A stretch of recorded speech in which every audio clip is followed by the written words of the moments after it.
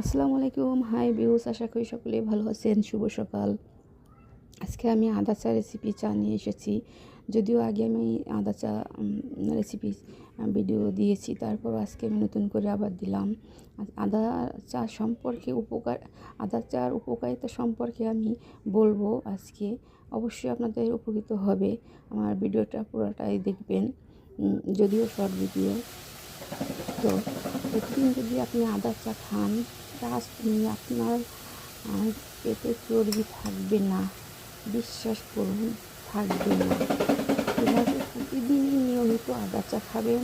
প্রতিদিন সকালে আদা চা খাবেন, সাথে চিনি দিবেন এবং সাথে একটা তেজপাতা দেবেন। যদি ইউরিক অ্যাসিড থাকে, শীতে ব্যথা, শরীরে অনেক ধরনের ব্যথা থাকতে পারে, এই তেজপাতার কাজ ইউরিক অ্যাসিডকে ধ্বংস করা।